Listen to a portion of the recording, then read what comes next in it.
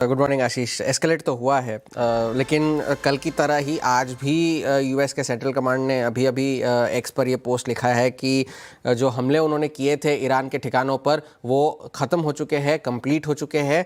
और ये हमले इसलिए हुए कि ईरान के अग्रेशन के जवाब में ये हमले करे गए हैं। लेकिन अब एएफपी के हवाले से ये खबर आ रही है कि वो ईरानियन मीडिया को कोट करते हुए कह रहे हैं कि उन्होंने यूएस की जो 5th फ्लीट है बहरीन में, उस पर हमला किया है। बहरीन में एयर रेड अलर्ट जारी हुआ है और सारे रेजिडेंट्स को ये कहा गया है कि आप इंडोर्स रहे और अपने जो आपके आसपास जो सबसे सुरक्षित जगह हो वहाँ पर अपना आसरा ढूंढे जल्द से जल्द हो सके तो। साथ ही साथ डोनाल्ड ट्रंप ने जब हमला हुआ उससे पहले रिपोर्टर्स से बातचीत करते हुए कहा था कि मैंने तो ईरान को थोड़ी सी ढील दी थी, लेकिन उन्होंने उसका कुछ ज़्यादा ही फ़ायदा उठाया है, तो उसका खामियाजा उन्हें भुगतना पड़ेगा और उन्हें ये डील इस तरह से साइन करनी होगी कि जो यूएस के हित में हो और एक अग्रीएबल डील हो।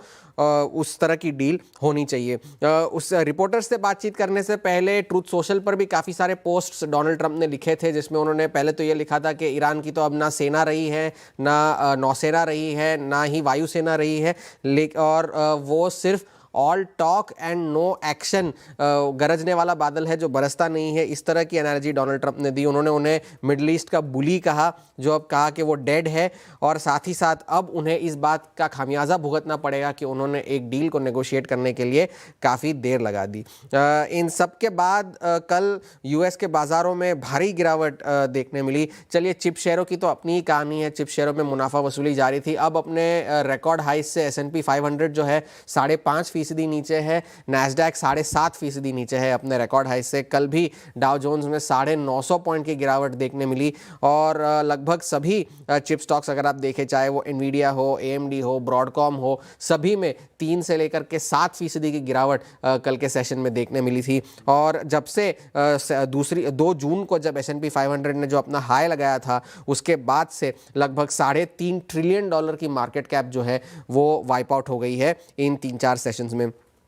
इसका ज़्यादा इम्पैक्ट जो है तेल पर हुआ है। तेल की कीमतें आज थोड़े से बढ़त के साथ कामकाज कर रही है। ब्रेंट जो है अब 94.55 के आसपास है, और जब सेंट्रल कमांड ने ये कहा कि ऑपरेशंस ख़त्म हो चुके हैं, तब जाकर के प्राइसेस में थोड़ी सी नरमी आई है और उस वजह से एशिया में भी थोड़ी सी जो है निचले स्तरों से रिकवरी देखने मिल रही है। डोनाल्ड ट्रंप कभी कभी क्या बोल जाते हैं शायद उन्हें खुद पता नहीं होता। कल भी रिपोर्टर्स से बातचीत करते हुए कह रहे थे कि हमने स्ट्रेट ऑफ हॉर्मुज से एक सीक्रेट ऑपरेशन किया और उसमें 100 मिलियन बैरल तेल के निकाल लिए। अब वो कहाँ निकाले, कैसे निकाले, ये तो उन्होंने बताया नहीं। और जब यूएस के एनर्जी सेक्रेटरी क्रिस राइट है, उनसे ये पूछा गया इस बारे में, तो उन्होंने कहा भाई मुझे तो कुछ पता ही नहीं है इस बारे में।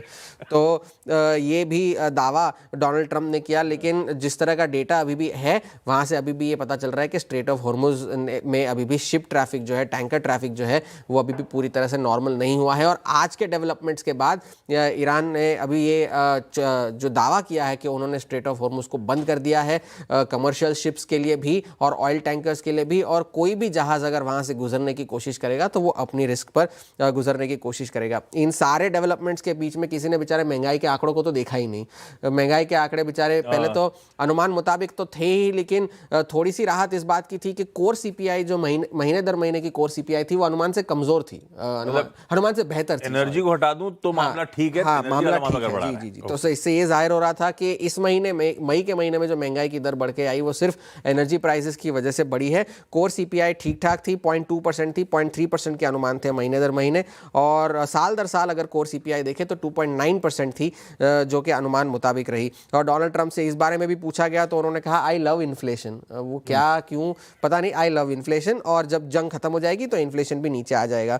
एक आखिरी चीज़, ये ऑरेकल के नतीजे कल आए। नतीजे अच्छे थे, लेकिन गाइडेंस भी उन्होंने ठीक ठाक ही दी। लेकिन उन्होंने पहले ये कहा कि वो इस फिस्कल में $20 बिलियन रेस करने वाले थे, अब वो $40 बिलियन रेस करने वाले हैं। तो उससे बाजार को थोड़ी सी निराशा हुई, क्योंकि वो पहले से ही 45-50 बिलियन डॉलर पहले ही रेस कर चुके हैं। तो 10.5% स्टॉक आफ्टर आवर्स में नीचे था। सवारी कर रहे हैं। हाँ, और सभी इस वजह से भी AI में एक कंसर्न ये भी है कि पहले सब अपने कैश से कर रहे थे, अब सारे के सारे फंड रेजिंग करने में जुड़ गए हैं। तो उस बारे में भी थोड़ा सा खतरा जो है AI के जरिए है। लेकिन फिलहाल के लिए सेंट्रल कमांड के ऑपरेशंस खत्म हो गए हैं। अब ईरान का क्या जवाब होगा, इस पर बाजार की नज़रें होंगी, और तेल का क्या रिएक्शन होगा, उस पर बाजार की नज़रें होंगी।